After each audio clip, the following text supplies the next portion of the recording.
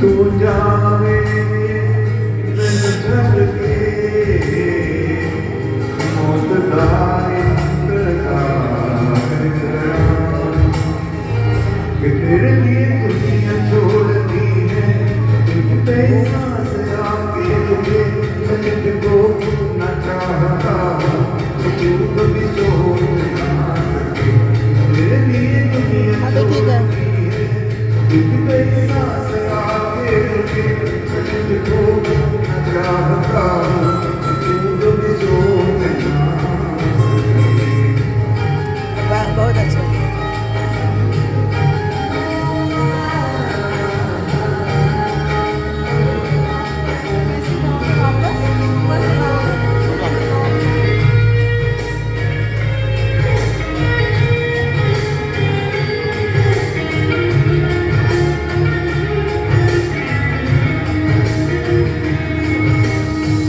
कुछ भी नहीं है ये जहां तू है तो है इसमें जिंदगी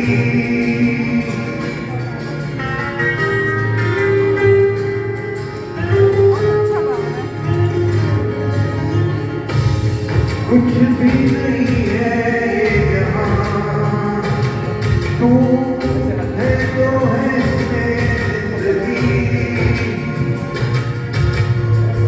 अब मुझको जाना है कहाँ ये तू ही सफर है आपकी कि तेरे बिना जीना मुमकिन नहीं न मेरा कभी मुझको पास ले न तुझको इतना चाहता न तू कभी सोच ना सके मेरे लिए दुनिया छोड़ दी है तुझ पे सांस आके रुके मैं तुझको इतना चाहता कि तू कभी सोच ना सके।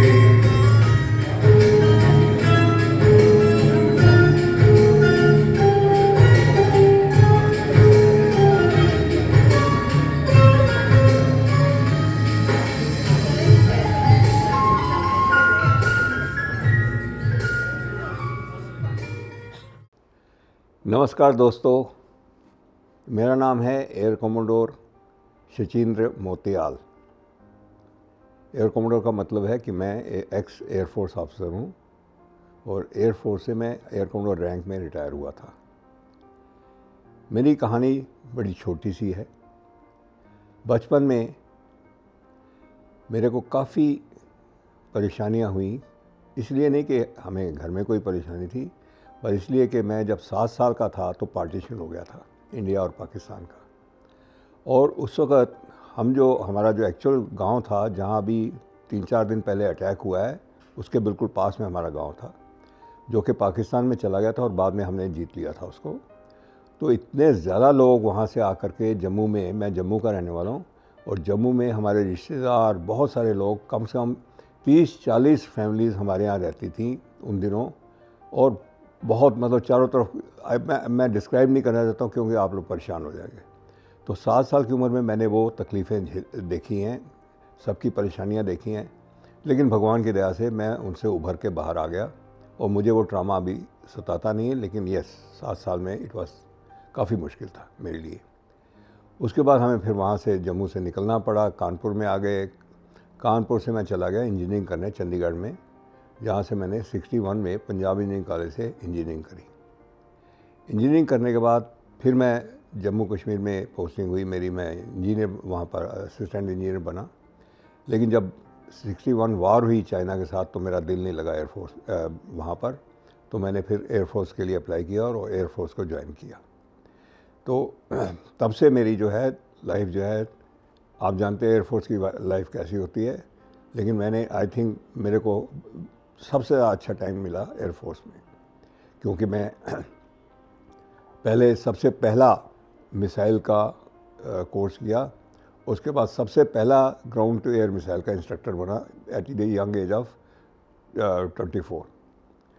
और तो हम वहाँ से पहले मेरी पोस्टिंग ही बड़ौदा में। और देखिए किस्मत कैसे होती है, कहते हैं ना ऊपर लिखा होता है भगवान ने। तो किस्मत कैसे होती है कि एयरफोर्स में बड़ौदा में पोस्टिंग हुई और वहाँ पर जो मेरी अभी की श्रीमती जी हैं शुभांगी मोतियाल, उनके ब्रदर इन लॉ की पोस्टिंग थी। तो शुभांगी जी उनको मिलने आई न्यू ईयर के लिए दिसंबर 65 में।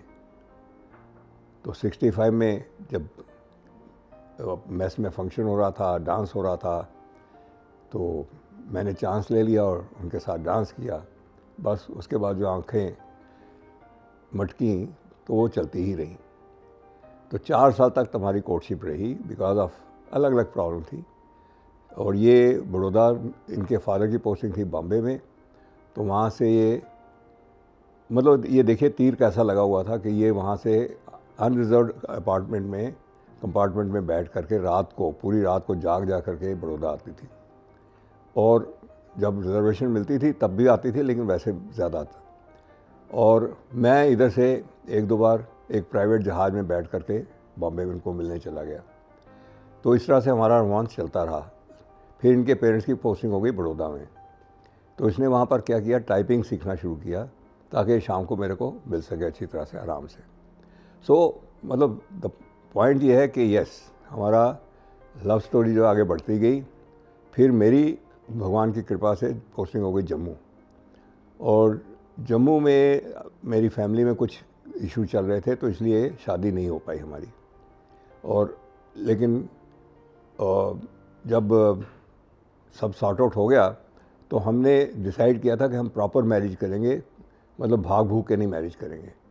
तो हम बारात लेकर के बड़ौदा आए जम्मू से और बड़ौदा में शादी करी। और एक सच बात बताऊं आपको, अगर हमारी लड़ाई भी होती है ना, तो क्योंकि हम दोनों के म्यूज़िक में इंटरेस्ट है तो हम सुर में लड़ते हैं आपस में एक दूसरे से, तो इसलिए सुलह जल्दी हो जाती है। I participated in 2 wars very actively. I was absolutely on the front, Western Front, 65 with Pakistan and 71 with Pakistan. And there I faced all the bombardments and everything whatever others were facing. And we launched missiles, which was the first missile to kill a Pakistani aircraft. Now, after that, I was having various nice postings, and wherever I went, I used to lead the cultural activities there. And when she joined me, तो हम भी जो मिल करके अच्छी cultural activities करते हैं। We were suppose to be the best organisers for cultural activities.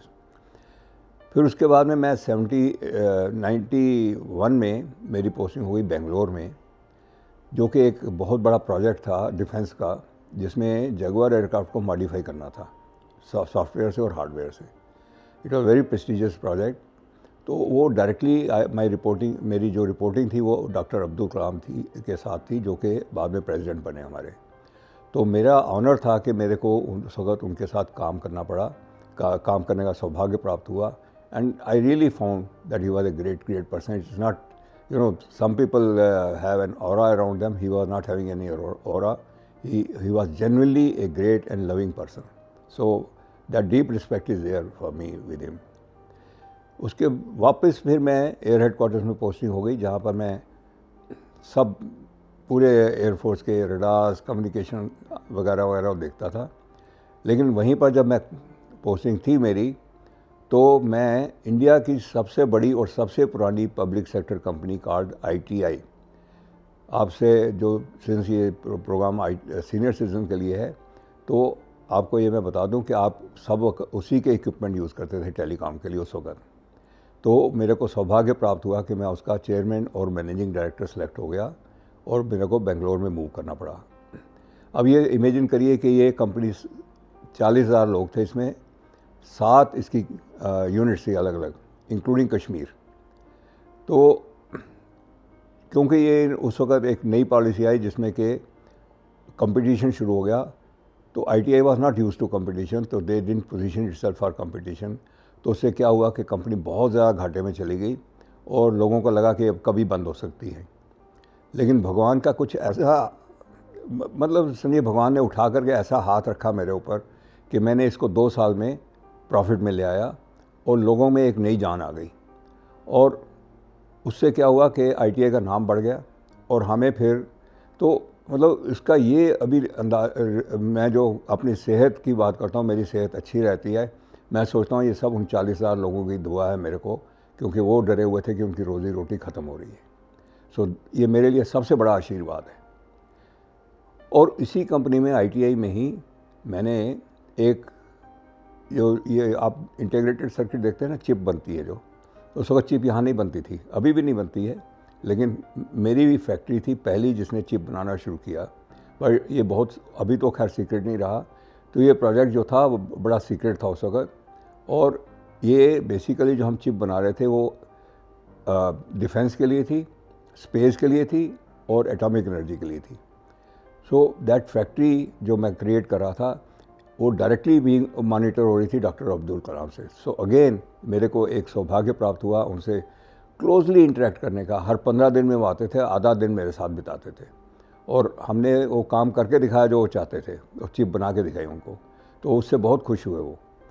सो मैं ये कहना चाहता हूँ कि एक ITI में मुझे ऐसा लगता है कि भगवान ने कुछ मेरे को पता नहीं कैसे एक अलग वरद हस्त दिया हुआ था कि जो भी मैं कर रहा था उसका फ़ायदा ही हो रहा था। तो उससे मेरे को बड़ा नाम मिला। और आज भी लोग जो है बिल्कुल, मतलब जब भी कोई उनसे मिलता है तो यही कहते हैं कि हाँ, जो साहब काम करके गए कोई नहीं कर सकता।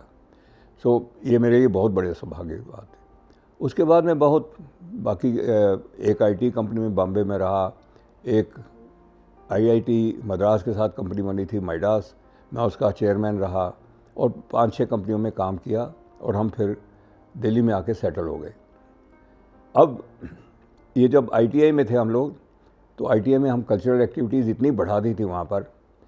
उसके पहले एयरफोर्स में थे तो वहाँ भी हमने कल्चरल एक्टिविटीज़ इतनी कर दी थी कि कभी हम डकैत नाइट करते थे, तो कभी जिप्सी नाइट करते थे और कभी हम विलेज नाइट करते थे। इस तरह से अलग अलग night and at large scale, very large scale.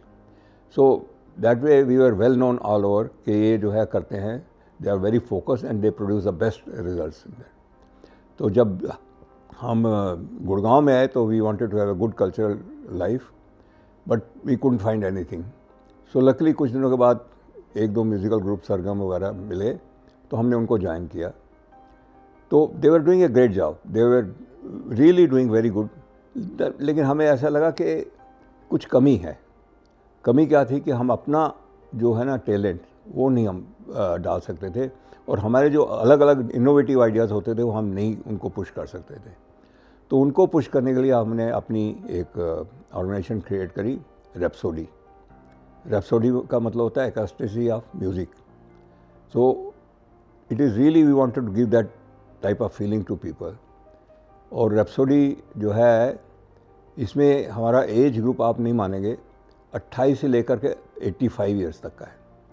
और हम लोग ऐसे घुल मिल कर रहते हैं जैसे एक फैमिली हो, बिल्कुल, मतलब एक दूसरे के लिए जान देने को तैयार है लोग, इस तरह की फैमिली है। सो उसने हमें क्या हुआ कि वी कुड, मेरी वाइफ जो है डांसर है, कोरियोग्राफर है, सिंगर है, मैं खुद गाना गाता हूँ, मैं खुद स्किट्स वगैरह लिखता हूँ। सो हमारा वैसे भी मतलब वी कॉम्प्लीमेंट ईच अदर, लेकिन और plus I am more digital सेवी।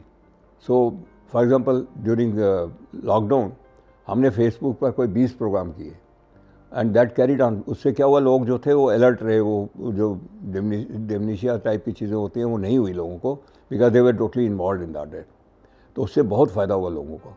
फिर यहाँ पर हमने एक स्पेशल ग्रुप बनाया और उसमें हमने जो लोगों को हेल्प चाहिए होती थी वो देते थे, मेडिकल हेल्प चाहिए थी, हमने मेडिकल इक्विपमेंट यहाँ रखा और उन लोगों को हेल्प दी। So we really looked after the people very well. So ये रैप्सोडी अब जो है ना, ये it is known for innovative programmes. हमारे कई प्रोग्राम हमने अलग अलग जगह पर परफॉर्म किया है, DLF के सभी क्लब्स में परफॉर्म किया है, कई कंडोमिनियम्स में परफॉर्म किया है, फिर साइबर हब में एक वो प्रोग्राम होता है उसमें परफॉर्म किया है, और अपना यहाँ तो रेगुलरली हम करते हैं, 1.5 महीने में या ऐसे एक प्रोग्राम करते हैं, और बैठक होती है 15 दिन में एक, और उसमें जो धमाल होता है यू कांट इमेजिन। कोई उसमें कोई एज का कोई नहीं है, सब एक बराबर होकर के लोड पोट होकर मस्ती करते हैं। देखिए, मैं आप लोगों के लिए जो मैसेज देना चाहता हूँ, पहले तो मैं ये बताना चाहता हूँ मैं कोई गुरु नहीं हूँ, मैं कुछ शिक्षा नहीं देना चाहता हूँ, लेकिन अपने एक्सपीरियंस से बनाना चाहता हूँ कि हम लोग सीनियर सिटीजन नहीं हैं, हम सीनेजर्स हैं। सीनेजर्स का मतलब जिसने एजेस देखी हुई हैं लेकिन टीनेजर्स है। टीनेजर्स का मतलब कि आपका दिल जो है वो टीन का होना चाहिए, और जब तक आप वो दिल को टीन का रखेंगे आप यकीन मानिए आप हमेशा यंग रहेंगे। उसके लिए आपके लिए बहुत ज़रूरी है 2 चीज़ों का, एक तो अपना हार्डवेयर अच्छा रखना है और एक सॉफ्टवेयर। हार्डवेयर के लिए आपको योगा करना है, गेम्स खेलनी है, मैं गोल्फ़ खेलता हूँ, मैं योगा करता हूँ। और सॉफ्टवेयर के लिए यही गाना है, कहीं सेमिनार में चाहिए, कुछ लोगों सुनिए, तो आपके दोनों हार्डवेयर और सॉफ्टवेयर परफेक्ट रहेंगे। ये मेरा मैसेज आपको।